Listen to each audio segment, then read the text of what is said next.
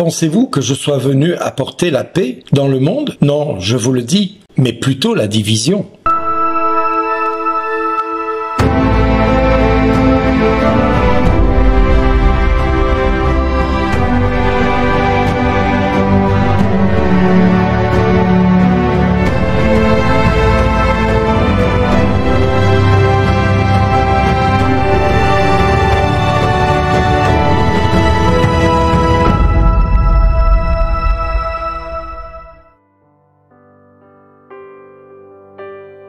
Bonjour les amis, le Christ nous pose cette question, pensez-vous que je sois venu mettre la paix dans le monde?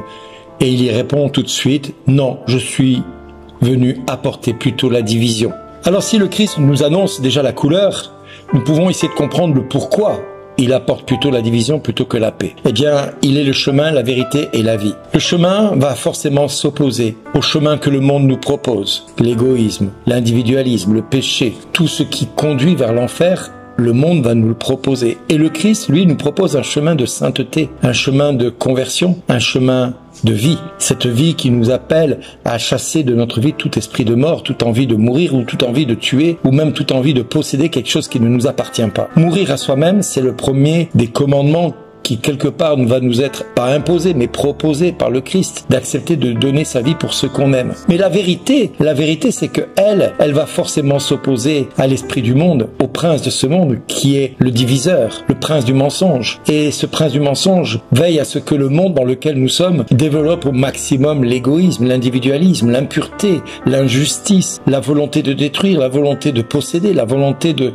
contrôler. Et le Christ lui amène la charité face à l'égoïsme, à l'individualisme, la justice face à l'injustice, la sainteté face à l'impureté ou à l'impudicité. Bref, nous voyons que le Christ est le total opposé à ce que le monde nous propose. Alors si nous sommes tentés de faire des petits raccourcis dans l'évangile avec Jésus, en se disant quelque part notre vie chrétienne peut être une question qui doit s'adapter au tempérament du quotidien, c'est-à-dire à notre temps, eh bien non. La vie chrétienne que le Christ nous propose ne peut être dans une compromission avec l'esprit du monde actuel. Et entrer dans une routine, c'est-à-dire un petit train-train quotidien, sans que le monde dans lequel nous sommes voie sa zone de confort être perturbée de quelque manière que ce soit ou par qui que ce soit, eh bien tout cela est appelé à être bousculé par le Christ qui lui ne veut pas que nous nous endormions sur nos lauriers. Au contraire, il veille à ce que nous nous améliorions et que nous allions vers la perfection. Et ça, c'est ce qu'il aspire pour chacun de nous, c'est pour ça qu'il nous appelle à la conversion et c'est pour ça qu'il est sans cesse dans une volonté d'optimiser notre personne en allant chercher en nous ce qu'il y a de plus beau, de plus saint. Et nous sommes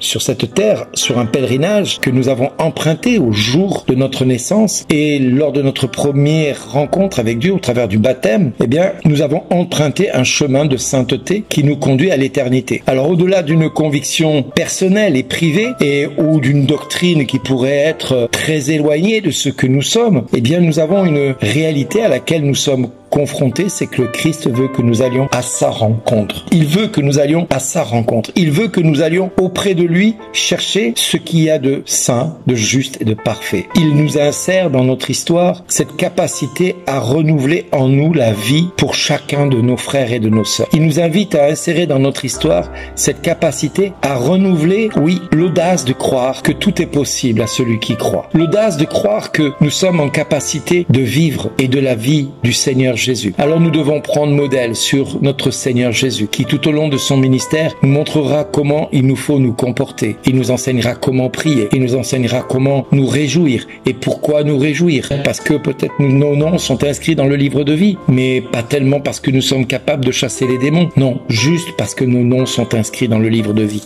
Alors oui, nous avons la joie de pouvoir avoir Jésus comme modèle. Et à contrario des apôtres et des disciples de l'époque qui ne comprenaient rien à ce qu'ils vivaient, qui essayaient de mettre des mots sur chaque chose que Jésus disait, d'essayer d'analyser, de comprendre entre les paraboles, entre les exemples, entre l'enseignement qu'il donnait et la vision du futur qu'il apportait à ses disciples, eh bien nous avions quelque part, nous aujourd'hui, la chance de passer après tout ce monde qui a pu mettre des mots sur ce que nous ne comprenions pas ou ce que les apôtres ne comprenaient pas. Alors, il a volontairement accepté par exemple le supplice de la croix afin que nous soyons nous-mêmes rachetés de notre péché originel pour entrer dans notre liberté et récupérer quelque part aussi notre appartenance à Dieu le Père. Il a brisé la malédiction qui nous séparait de Dieu le Père. Il a fait de lui l'intercesseur, je dirais, le lien parfait entre le Père et nous. C'est-à-dire que nul ne va au Père si ce n'est que passant par lui.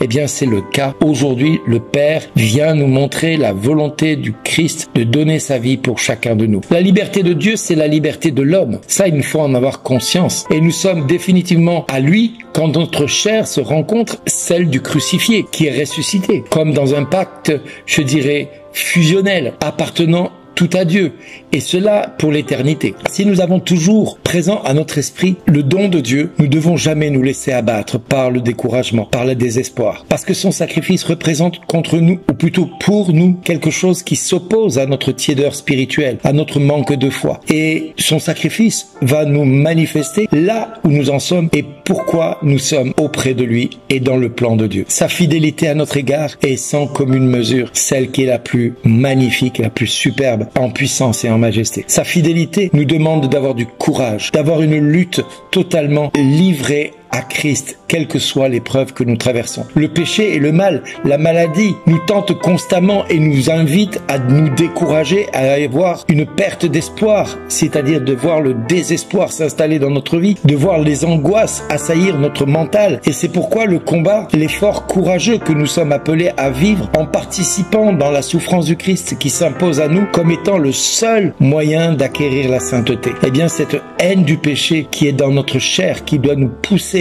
à faire de ce don de Dieu une affaire simple et paisible pour nous, mais également une affaire simple et paisible pour le monde entier. Le royaume des cieux est forcément celui qui va être opposé à tout ce que le monde voudrait qu'on ait. Mais en tout cas, c'est ceux qui seront violents, qui vont s'en emparer, comme dit Matthieu au chapitre 11 verset 12, le royaume des cieux est à ceux qui s'en emparent avec violence. Donc à notre tour maintenant de nous emparer des promesses de Dieu, de rester toujours fidèles à ce feu divin qui brûle en nous et qui nous éloigne de cette illusion que Dieu a existé un jour. Non, ce n'est pas une illusion, c'est une réalité qui a été prouvée par les historiens, par les scientifiques, par les maîtres penseurs de l'époque. Et oui, aujourd'hui, nous avons en nous cette grâce de pouvoir croire en Dieu, Père, Fils et Saint-Esprit, et le feu dont parle Jésus est le feu de l'Esprit Saint, cette présence vivante et agissante, toujours plus en chacun de nous, depuis le jour de notre baptême. Et Jésus désire encore plus que l'Esprit Saint éclate comme un véritable feu d'artifice dans notre cœur, pour que nous puissions croire à ce qui nous semble impossible à nos yeux, de voir la puissance de la Pâque résister à toutes les tempêtes que le monde et l'esprit du monde et le prince du mensonge essaiera de nous faire gober. Si l'ennemi veut que nous soyons dans la division parce qu'il ne veut pas que nous entrions dans les promesses de Dieu, appuyons-nous sur la Pâque du Christ qui a donné sa vie pour nous afin que nous ayons la vie éternelle et que rien ni personne ne puisse se séparer de nous parce qu'il a voulu que nous soyons